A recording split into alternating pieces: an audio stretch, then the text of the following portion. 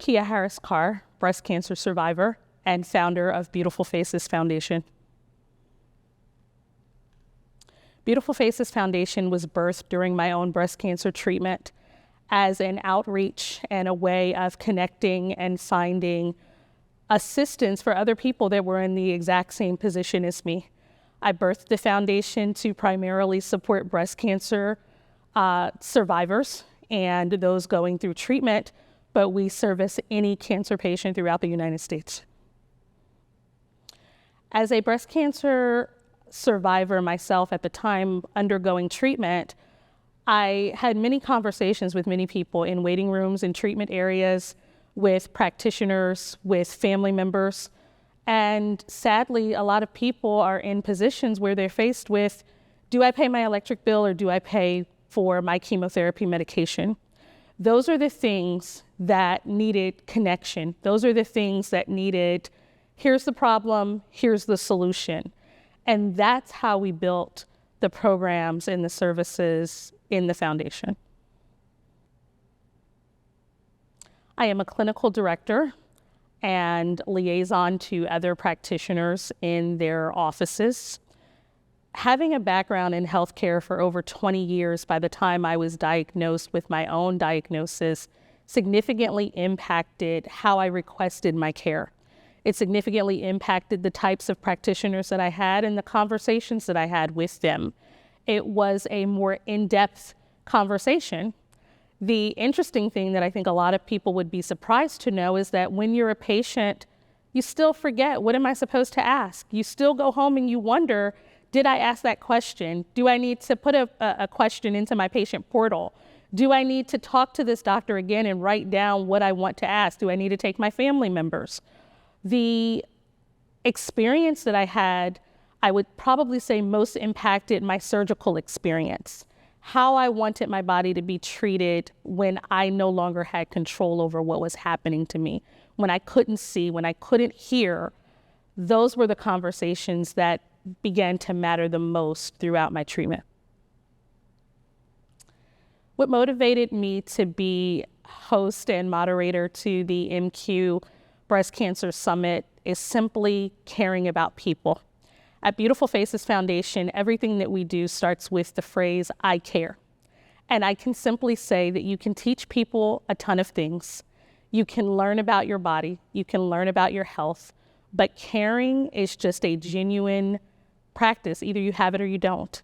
And in this outreach, I hope, one, that people know, all of us represented here, we care about you, we care about your health, we care about you living most abundantly and the most educated way that you can around things like breast cancer and other diagnoses. Early detection literally becomes a question of, do you have the ability to try and save your life? From the moment you hear it's cancer, cancer was detected, you have cancer, the time clock shifts and you enter a battle with yourself to live. Early detection is so significant. Clinical trials are so significant to how we early detect. Genetic counseling and testing is so significant to how we gain early detection. Going to appointments, doing your breast self-exams. There are a number of different things that we can equip ourselves with to get ahead as much as we can of making sure that we get these diagnoses early so that we can get to treatment sooner. That I am resilient, that I am also okay to be vulnerable, that you can completely fall apart and still be yourself, and that it is okay sometimes to simply not be okay. During a breast cancer journey, there are days when you don't want to get out of your bed, less more comb your hair, brush your teeth, put on clothes, engage with your family. And somewhere within yourself, you learn that that is simply okay, because that's just what the day calls for. And so in this process, I learned, one, that when you hear cancer, that's not a death sentence. That's not the time to pull out a death certificate and sign it.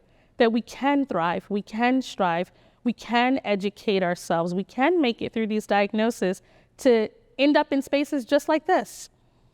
And I learned, most importantly, to just be sometimes, to be graceful with yourself and just let it be.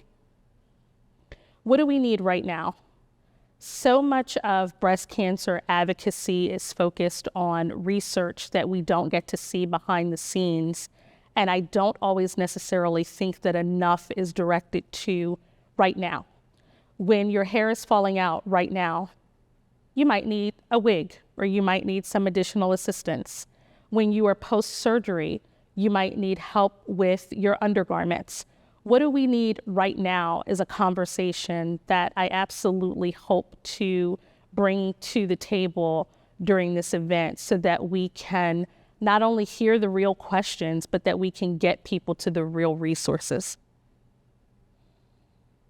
Knowing that managing your healthcare is an ongoing process that starts with you. It starts with one decision and one choice to say, I'm going to do something about it.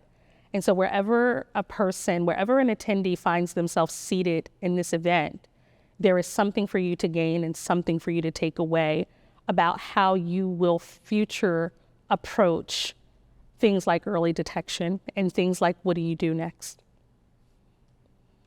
I'm Kia, and I am fighting breast cancer for every mother, every daughter, every sister, every auntie that may find themselves seated exactly where I have been and exactly where many of you have been.